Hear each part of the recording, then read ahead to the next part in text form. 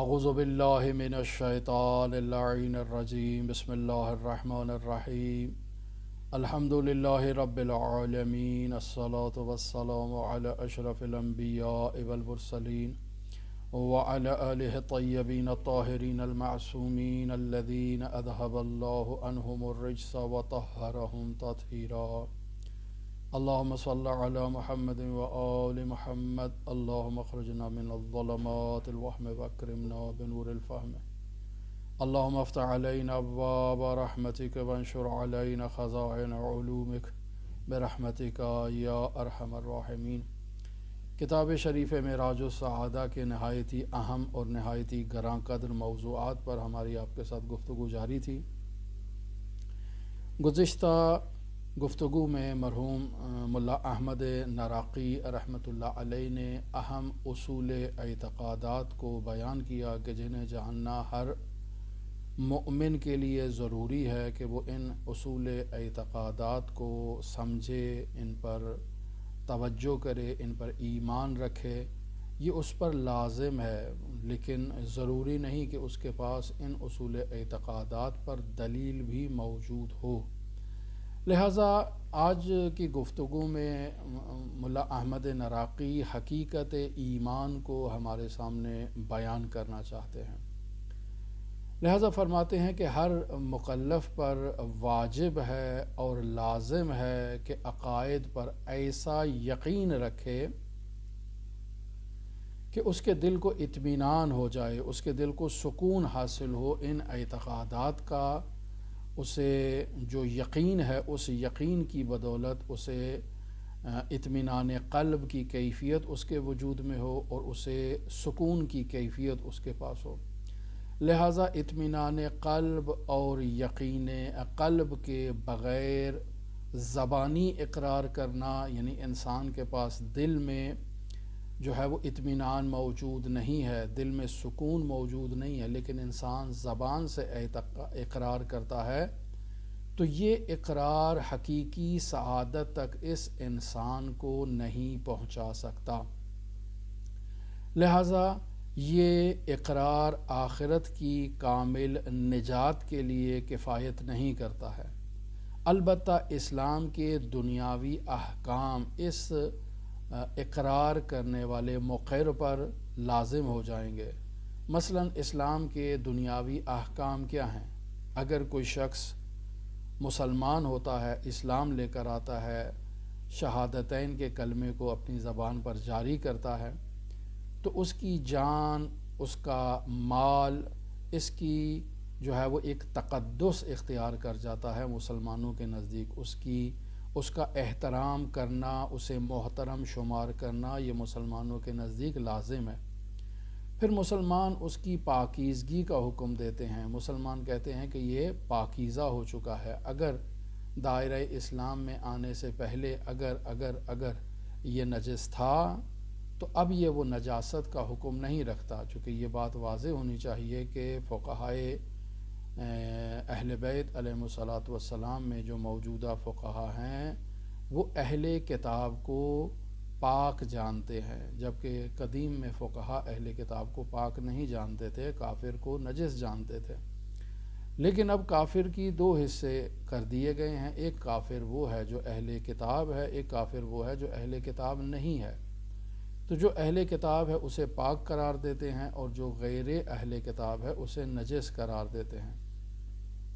لہٰذا اگر کوئی زبان سے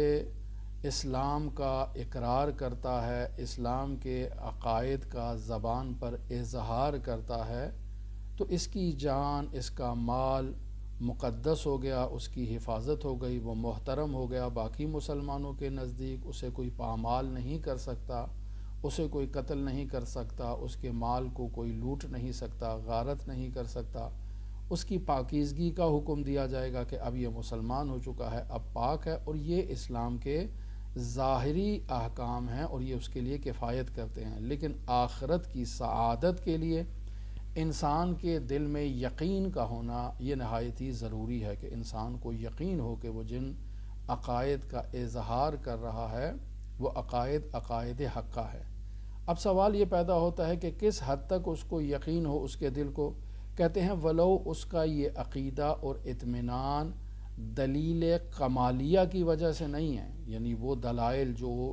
انسان کے مسلمان ہونے کے لیے دلائل کمال شمار ہوتے ہیں، یہ ان دلائل کی وجہ سے نہیں ہے۔ پس اگر کوئی شخص جو ہے وہ شریعت میں ان اعتقادات کی تصدیق کرتا ہے، یعنی ان اعتقادات پر پختہ یقین رکھتا ہے، تو اس کا وظیفہ عام جو انسان ہے کہ جو ان پر پختہ ابھی یقین نہیں رکھتا اس سے متفاوت ہے۔ فرماتے ہیں کہ اگر کوئی شخص اللہ کی صفات کمالیہ، یعنی جسے صفات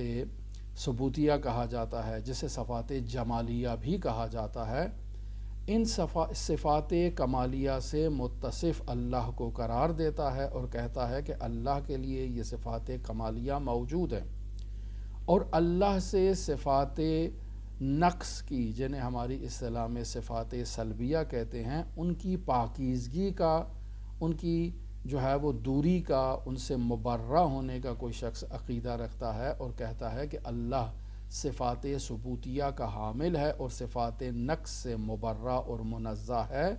اور اس پر اس کو اطمینان بھی ہے، تو یہ اس کی نجات کے لیے کفایت کرتا ہے۔ اب یہ شخص اپنی عاقبت بخیری پر مطمئن ہو سکتا ہے۔ اور اسی طرح اگر انسان ان عقائد پر اعتقاد اور ایمان صرف اس وجہ سے رکھتا ہے کہ اب تک جتنے انبیاء آئے انہوں نے توحید کی بات کی ہے، انہوں نے یہ بات کی ہے کہ ہم جو پیغام لائے ہیں وہ اللہ کا پیغام ہے،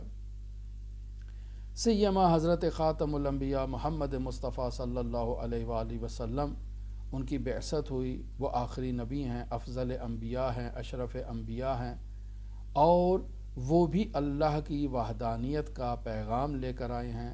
اور انہی صفات ثبوتیہ کے اثبات اور صفات نقص سے اللہ کے منزہ اور مبرہ ہونے کا پیغام لے کر آئے ہیں۔ اس کے علاوہ تمام ائمہ معصومین علیہم الصلاۃ والسلام بھی انہی عقائد کو بیان کرتے آئے ہیں، تمام علماء شیعہ انہی عقائد کو بیان کرتے آئے ہیں، تمام فقہاء شیعہ انہی عقائد کو بیان کرتے آئے ہیں۔ اب ہمارے معاشرے میں جتنے متدین افراد موجود ہیں وہ بھی انہی عقائد کو بیان کر رہے ہیں۔ بس جب ایک شخص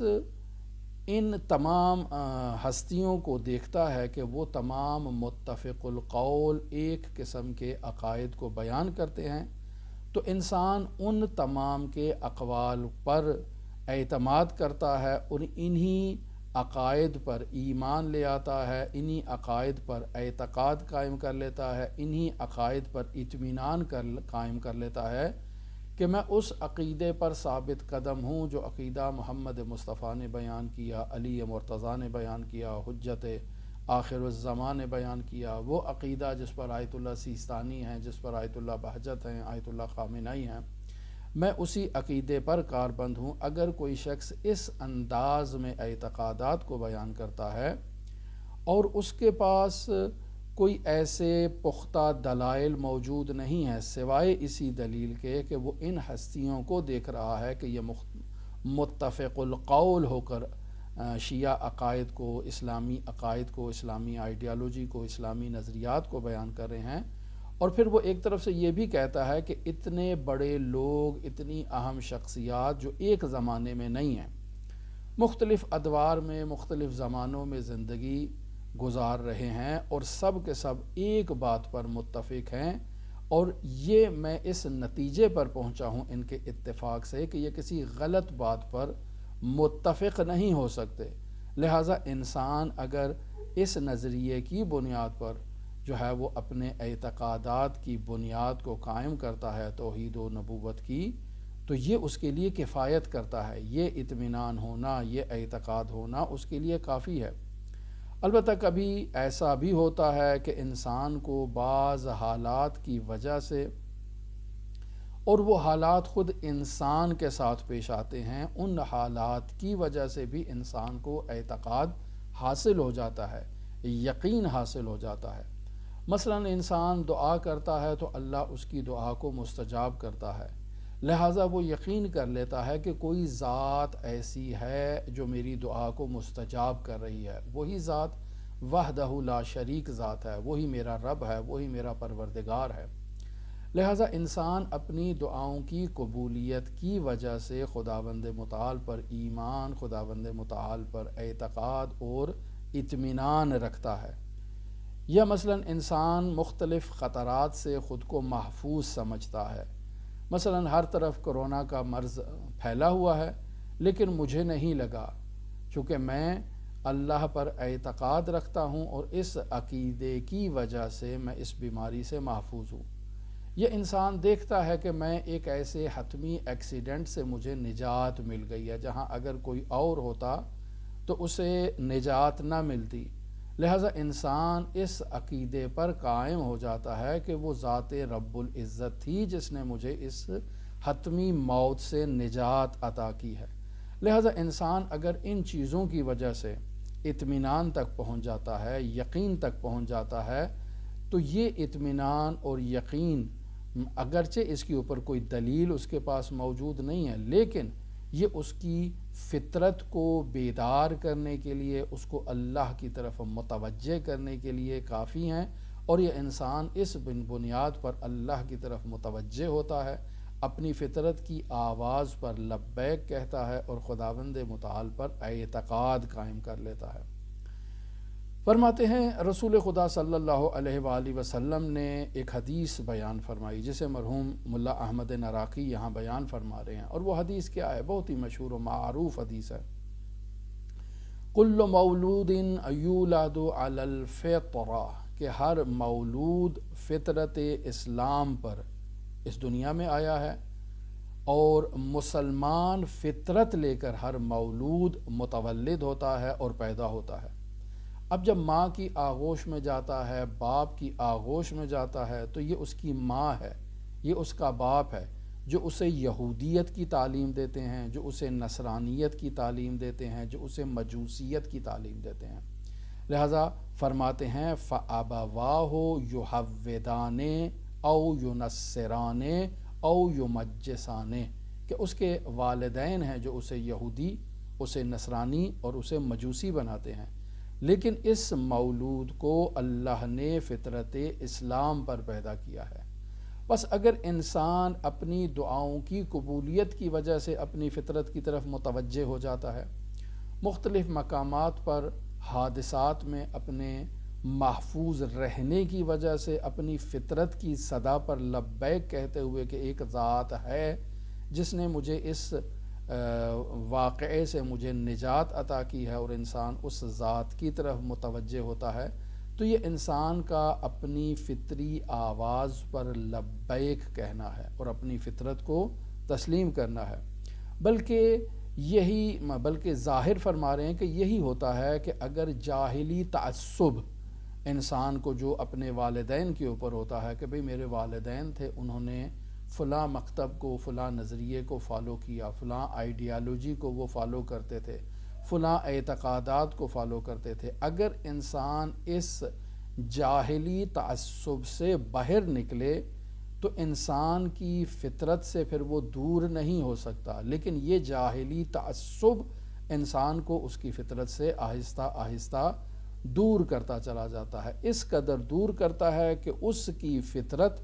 اس سانے کے وجود سے دور ہو جاتی ہے۔ لیکن اگر جاہلی تعصب سے انسان خود کی حفاظت کرے تو وہ فطرت انسان کو اللہ کی طرف، سانے کی طرف، خالق کی طرف لے کر آتی ہے۔ بس انسان اپنی فطرت سے سمجھ لیتا ہے کہ اس کائنات کا ایک خالق ہے اور یہ کائنات ایک خالق کی محتاج ہے، اور اس خالق کے بغیر یہ کائنات وجود میں نہیں آ سکتی ہے۔ کیوں؟ چونکہ ہر حادث چیز کسی پیدا کرنے والے کی محتاج ہے۔ وہ چیز جو کل نہیں تھی آج ہے، اور آج ہے تو کل نہیں ہے، تو پس یہ جو حادث ہو رہا ہے، ایک شے آ رہی ہے اور پھر جا رہی ہے، تو کوئی تو ہے جو اس کو لے کر آ رہا ہے، کوئی تو ہے جو اس کو یہاں سے لے کر جا رہا ہے۔ تو انسان اسی فطرت کی آواز پر لبیک کہتے ہوئے اس صانع، اس خالق کی طرف متوجہ ہوتا ہے۔ فرماتے ہیں یہ بات انسان بچوں میں بھی دیکھ سکتا ہے۔ ایک چھوٹا بچہ ہے، آپ اس کے سامنے کوئی چیز رکھ دیتے ہیں، اگر کوئی کھانے پینے کی چیزوں میں دلچسپی رکھتا ہے تو آپ کوئی پھل فروٹ یا اس کی پسندیدہ کوئی چیز رکھ دیتے ہیں اس کے پاس، جو پہلے اس کے پاس نہیں تھی۔ اگر وہ کھلونوں میں دلچسپی رکھتا ہے تو آپ کوئی کھلونا اس کے پاس رکھ دیتے ہیں جو پہلے اس کے پاس موجود نہیں تھا۔ اب جب بچہ اچانک اس کھانے پینے کی چیز کو یا اس کھلونے کو اپنے قریب دیکھتا ہے تو وہ سوال کرتا ہے کہ یہ چیز کہاں سے آئی؟ مثلا یہ سیب ہے، یہ سیب کہاں سے آیا؟ یہ یہاں تو موجود نہیں تھا، کون اسے لے کر آیا ہے؟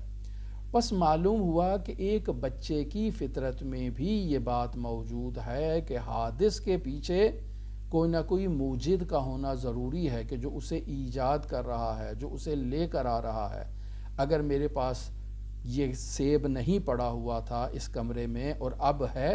تو اس کا مطلب ہے میری والدہ یا میرا والد یا میرا کوئی عزیز، کوئی قریبی، کوئی میرا دوست، کوئی میرا جاننے والا، کوئی مجھ سے محبت کرنے والا اس کو یہاں لے کر آیا ہے، یہ خود بخود نہیں ہوا ہے۔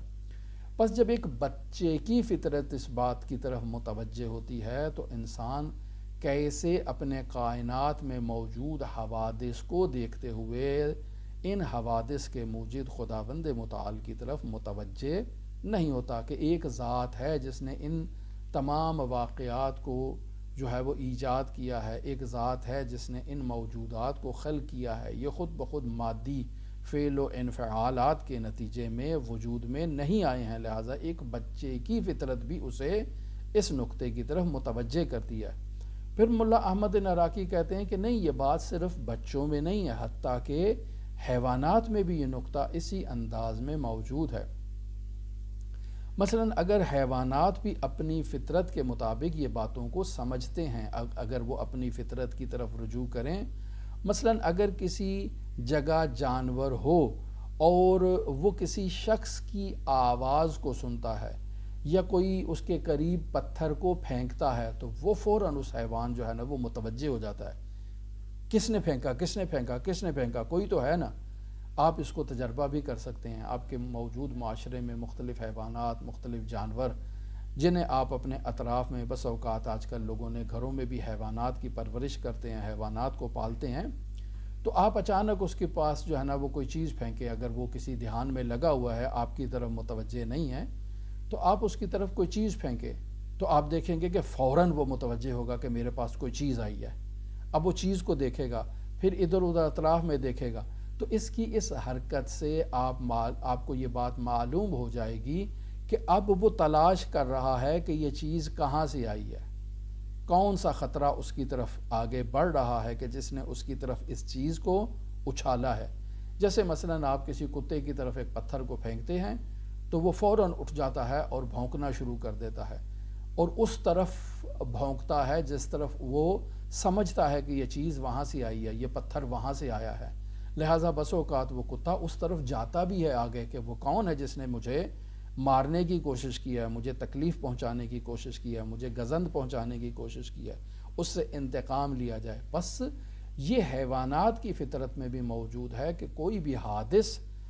بغیر کسی سبب کے وجود میں نہیں آیا، کوئی نہ کوئی اس کے پیچھے موجد موجود تھا، کوئی نہ کوئی سبب موجود تھا۔ بس جب حیوانات اس چیز کی طرف متوجہ ہیں، یہ نابالغ نہ سمجھ بچے اس بات کی طرف متوجہ ہیں، تو ایھا الانسان تو بھی اپنی فطرت کی طرف اگر توجہ کرے تو اس دنیا میں جو زاد و ولد ہو رہے ہیں، جو بچے پیدا ہو رہے ہیں، جو لوگ مر رہے ہیں، جو حادثات ہو رہے ہیں، تو ان تمام جو حوادث ہیں ان کی موجد کی طرف، ان کے خالق کی طرف، ان کے بانی کی طرف تو کیوں متوجہ نہیں ہوتا؟ بس اگر انسان اپنے ان جاہلانہ تعصبات سے دوری اختیار کرے تو انسان متوجہ ہو جائے گا کہ اس کائنات کا خالق موجود ہے۔ اب اگر انسان اپنے وجود کو جو ہے وہ گناہوں سے محفوظ رکھے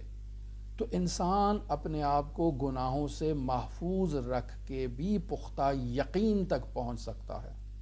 لہذا ملا احمد نراقی کہتے ہیں کہ پس خدا کے وجود کے اس بات کے لیے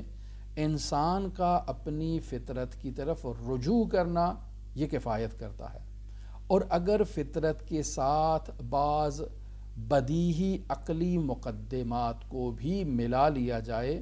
ضروری مقدمات کو ملا لیا جائے، باہر موجود جو شواہد خارجیہ ہیں انہیں اپنے ساتھ ملا لیا جائے، تو انسان کی فطرت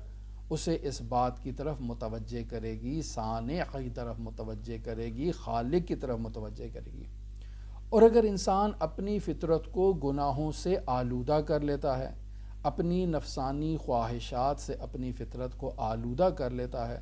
تو اس انسان کا دل سیاہ ہو جاتا ہے۔ جیسے پیچھے بیان کیا کہ اگر انسان اپنے جاہلی تعصبات کی وجہ سے کہ میرا باپ یہ تھا، میرا دادا یہ تھا، اس کا یہ عقیدہ تھا، اس کا یہ نظریہ تھا، ہمارے پردادا کا یہ نظریہ تھا، ہمارے خاندان میں تسلسل کے ساتھ یہ نظریہ چلتا آ رہا ہے، لہٰذا میں اس نظریے سے کیسے عدول کر سکتا ہوں؟ اگر میں اس نظریے سے انحراف کروں تو میرے والد کیا کہیں گے، میرے چچا کیا کہیں گے، میری بہنیں کیا کہیں گی، میرے عزیز و اقارب خاندان کے لوگ کیا کہیں گے؟ لہٰذا انسان اگر اس جاہلی تعصب کی اینک اپنے اوپر لگائے رکھے تو اسے صحیح اعتقادات حقہ دکھائی نہیں دیں گے،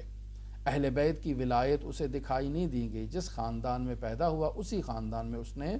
مر جانا ہے۔ لیکن اگر وہ اس جاہلی تعصب کی اینک کو اتار دے اور اپنی فطرت کو بیدار کرے تو اس کی فطرت جو ہے وہ اسے عقائد حقہ کی طرف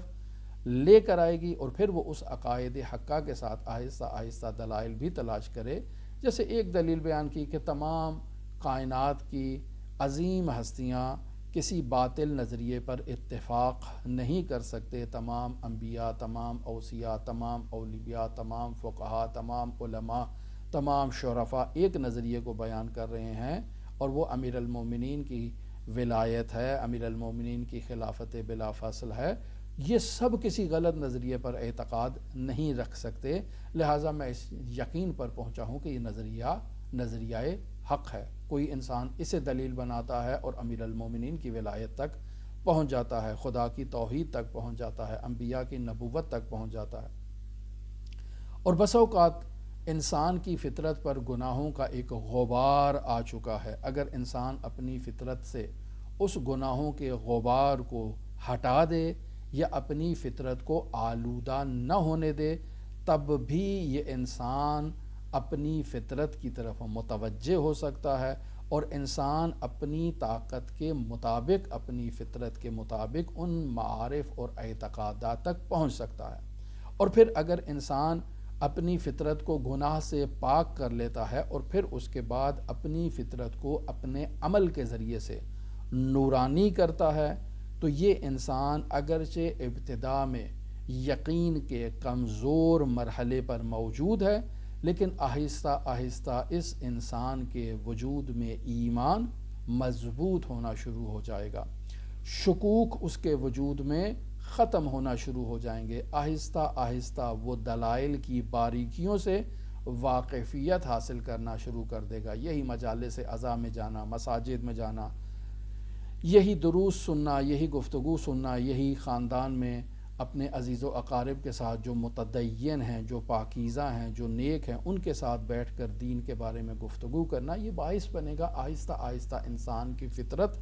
جو جاہلی تعصب سے آزاد ہو چکی ہے، جو گناہوں سے پاکیزہ ہو چکی ہے، جو اب عمل کر رہی ہے اور عمل سے خود کو منور کر رہی ہے، نتیجہ اس کا یہ نکلے گا کہ یہ انسان دلائل سے بھی آہستہ آہستہ جو ہے وہ مضبوط ہوتا جائے گا۔ خداوند متعال پختہ دلائل اور ان دلائل کی باریکیاں اسے عطا کرتا جائے گا، اور استدلال کے جو طریقے ہیں وہ خداوند متعال یا معاشرہ یا متدین طبقہ اس کو سکھاتا جائے گا۔ لہٰذا اسی وجہ سے رسول اکرم صلی اللہ علیہ وآلہ وسلم کی بارگاہ میں جب یہ کفار آتے اور آ کر کہتے یا محمد ہمیں اپنا کلمہ پڑھاؤ، اور رسول خدا ان کو اشہد ان لا الہ الا اللہ وحدہ لا شریک لہ و اشہد ان محمدً عبدہ و رسولہ کا کلمہ پڑھاتے اور وہ لوگ دائرہ اسلام میں آ جاتے، تو رسول خدا صلی اللہ علیہ وآلہ وسلم ان سے پیچیدہ دلائل کا مطالبہ نہیں کرتے تھے۔ اچھا بتاؤ اب تم نے شہادتین تو جاری کر لیا، بتاؤ اللہ کے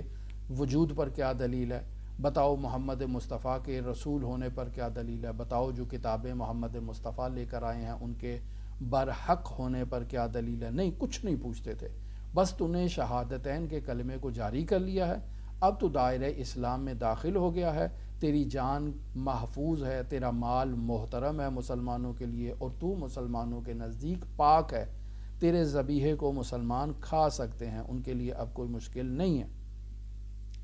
لہٰذا اس انداز میں رسول خدا صلی اللہ علیہ وآلہ وسلم ان مسلمانوں کو اپنی بارگاہ میں تسلیم کر لیتے۔ خود ان افراد کا اسلام لانا جو کسی خوف کی وجہ سے اسلام نہیں لائے، جو کسی لالچ کی وجہ سے اسلام نہیں لائے ہیں، بلکہ وہ رسول خاتم صلی اللہ علیہ وآلہ وسلم کی تعلیمات کو دیکھتے ہوئے اسلام لے آئے ہیں، تو اب آہستہ آہستہ جب وہ گناہوں سے خود کو پاکیزہ کریں گے، گناہوں سے دور ہوں گے، اجتناب کریں گے، اللہ کی اطاعت کریں گے، تو اس اطاعت کے نتیجے میں، اس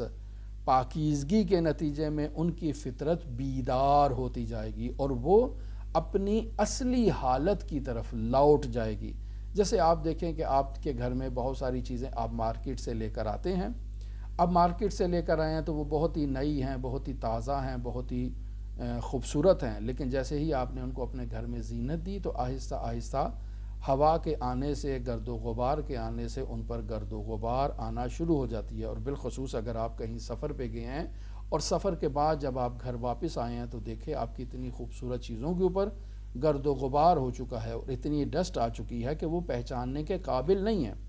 پھر جیسے ہی آپ ان چیزوں کے اوپر سے اس ڈسٹ کو ہٹاتے ہیں، اس گرد و غبار کو ہٹاتے ہیں، تو آپ کو یقین حاصل ہو جاتا ہے کہ یہ بہت ہی خوبصورت چیز ہے، یہ وہی چیز ہے کہ جو میں لے کر آیا تھا، یہ وہی چیز ہے کہ جو بازار سے میں نے خریدی تھی اور اس وقت کس قدر خوبصورت تھی، اب بھی اس ڈسٹ کو پاک کرنے کی وجہ سے، صاف کرنے کی وجہ سے یہ کس قدر خوبصورت ہو گئی ہے اور پہلے جیسی بالکل نئی ہو گئی ہے، بالکل تر و تازہ ہو گئی ہے۔ جب انسان اس حقیقت کی طرف متوجہ ہوتا ہے کہ میری فطرت پاکیزہ تھی، اب وہ جاہلی تعصب کی وجہ سے آلودہ ہو چکی ہے تو میں نے جاہلی تعصب کو ہٹا دیا، وہ گناہوں کی وجہ سے آلودہ تھی اور گناہوں کا غبار اس پر آ چکا تھا، وہ غبار میں نے ہٹا دیا، اب اطاعت کے ذریعے سے میں اسے مزید پاکیزہ کر رہا ہوں، اسے نورانی کر رہا ہوں، اور جب انسان اسے نورانی کرتا ہے تو آہستہ آہستہ عبادت کی نورانیت سے انسان کے دلوں کو یقین حاصل ہو جاتا ہے۔ لہٰذا اسی وجہ سے جناب سرور انبیاء ان مسلمانوں سے جو شہادتین کا کلمہ جاری کرتے تھے ان سے دلائل کا تقاضا نہیں کرتے تھے کہ پہلے یہ گناہگار تھے، پہلے یہ معصیت کار تھے، اب یہ اللہ کی توحید میں داخل ہوئے ہیں، اب یہ اللہ کے دین میں داخل ہوئے ہیں، اب یہاں جو ہے وہ ان کا امتحان شروع ہوا ہے، اب یہ وہ گناہ جو پہلے انجام دیتے تھے ان گناہوں سے خود کو پاکیزہ کریں، اب یہ جو ہے وہ اس اطاعت کو انجام دے جو اللہ کے حبیب عبادت کی صورت میں لے کر آئے ہیں۔ اب اطاعت کو انجام دینے سے، گناہ سے خود کو محفوظ کرنے سے یہ انسان اپنی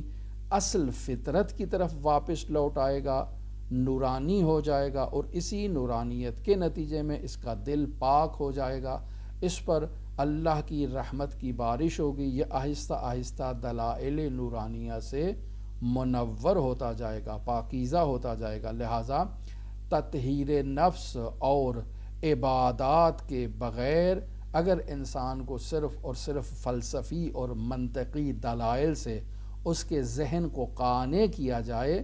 تو اسے اطمینان اور سکون وہ حاصل نہیں ہوگا جو تطہیر نفس کے ساتھ اور اطاعت کے ساتھ اسے حاصل ہونا ہے۔ وہ اس کے ذہن کو قانع تو کریں گے لیکن اس کے قلب کو یقین کی کیفیت تک منتقل نہیں کریں گے۔ لہٰذا اکثر ایسا فرد کہ جو پاکیزہ نہیں ہوا، جس نے اپنے وجود سے گناہوں کے غبار کو برطرف نہیں کیا، جس نے اطاعت کے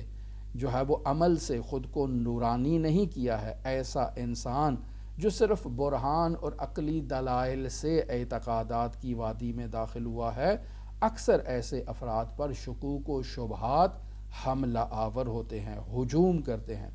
لہذا مرحوم خواجہ نصیر الدین طوسی رحمۃ اللہ علیہ اپنی کتاب تلخیص المحصل صفحہ نمبر 472 پر فرماتے ہیں کہ ہر مکلف پر لازم ہے کہ وہ لا الہ الا اللہ محمد رسول اللہ صلی اللہ علیہ وآلہ وسلم کے معنی پر ایمان لے کر آئے، اور یہ ایمان لانا اس پر واجب ہے۔ پس ہر مسلمان پر واجب ہے کہ وہ لا الہ الا اللہ کا معنی جانتا ہو، محمد رسول اللہ صلی اللہ علیہ وآلہ وسلم کا معنی جانتا ہو، اور اس لا الہ الا اللہ کی گواہی دے، محمد رسول اللہ کی گواہی دے۔ یہ ہر مسلمان پر واجب ہے۔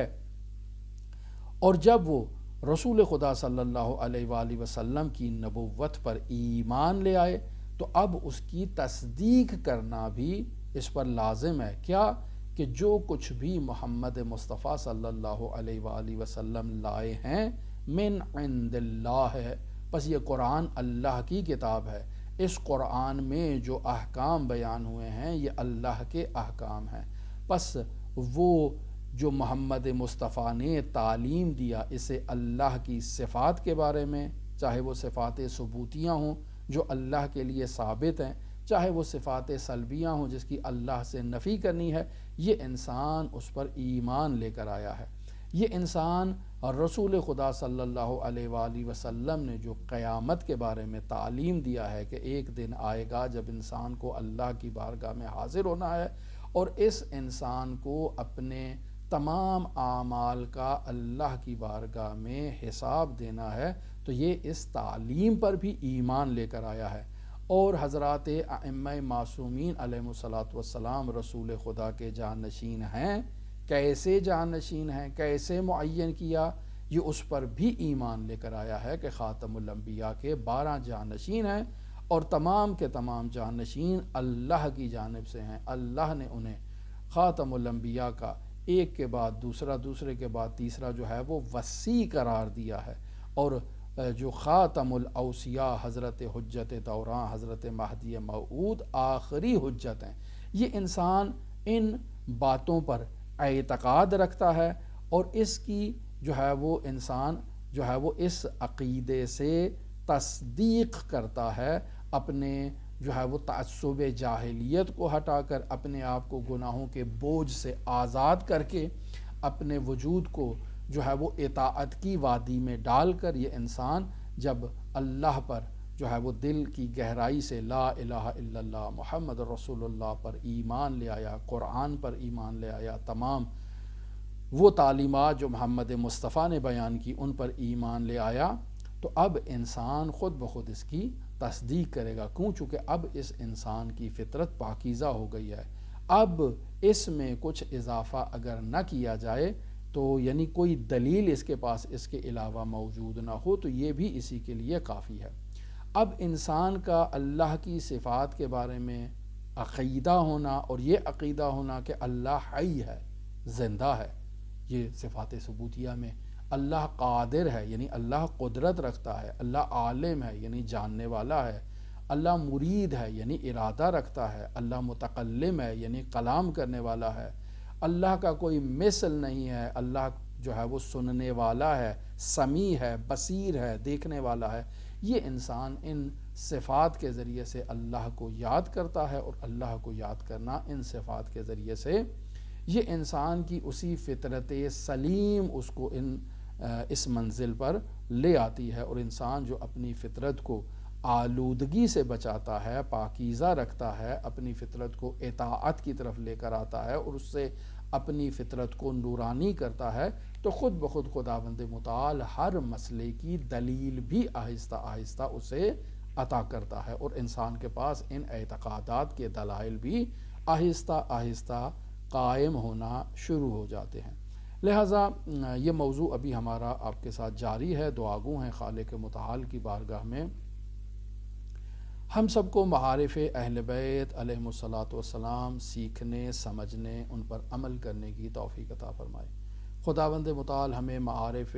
نورانیہ اہل بیت علیہم الصلاۃ والسلام سے ہمارے قلوب کو منور فرمائے، ہم سب کو گناہوں سے محفوظ رہنے کی توفیق عطا فرمائے۔ خداوند متعال